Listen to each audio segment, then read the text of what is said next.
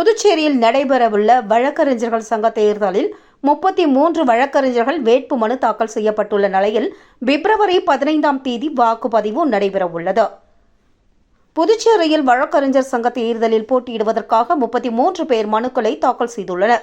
இறுதி வேட்பாளர் பட்டியல் 25ஆம் தேதி வெளியிடப்பட உள்ளது. இந்நிலையில் பிப்ரவரி 15ஆம் தேதி வாக்குப்பதிவு நடைபெறுகிறது. புதுச்சேரி வழக்கறிஞர்கள் சங்க தலைவர் குமரன் தலைமையிலான நிர்வாகிகளின் பதவிக்காலம் முடிவுற்றுள்ளது. இதனை அடுத்து புதிய நிர்வாகிகளை தேர்ந்தெடுக்க தேர்தல் நடத்தப்பட உள்ளது.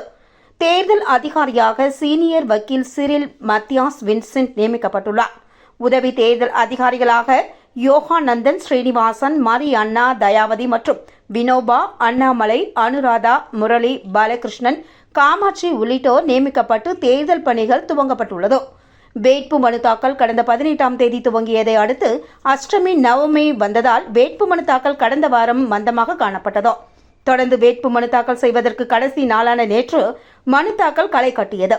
மாலை 5 மணியுடன் மனு தாக்கல் முடிவடைந்த நிலையில் தலைவர், துணைத் தலைவர், செயலாளர், பொருளாளர், 5 இணை செயலாளர்கள், 10 செயற்குழு உறுப்பினர்கள் பதவிகளுக்கு புதிய நிர்வாகிகள் தேர்வு செய்யப்பட உள்ளனர். துணைத் தலைவர் பதவியும், ஒரு இணை செயலாளர் மற்றும் 3 செயற்குழு உறுப்பினர் பதவிகளும் மகளிருக்கு ஒதுக்கப்பட்டுள்ளது. மொத்தம் 19 பதவிகளுக்கு 33 பேர் வேட்பு மனு தாக்கல் செய்துள்ளனர். இந்த மனுக்கள் மீதான ஆய்வு நடைபெற்று வரும் நிலையில் வேட்பு மனுக்களை வாபஸ் பெற 24ஆம் தேதியான இன்று கடைசி நாளாக அறிவிக்கப்பட்டுள்ளது. இந்நிலையில் இறுதி வேட்பாளர் பட்டியல் 25ஆம் தேதி வெளியாகிறது. அதனை அடுத்து பிப்ரவரி 15ஆம் தேதி வாக்குப்பதிவு நடத்தப்பட்டு மறுநாள் முடிவுகள் அறிவிக்கப்பட உள்ளது. இதற்கான நடவடிக்கைகளில் தேர்தலை நடத்தும் குழுவினர் ஈடுபட்டுள்ளனர்.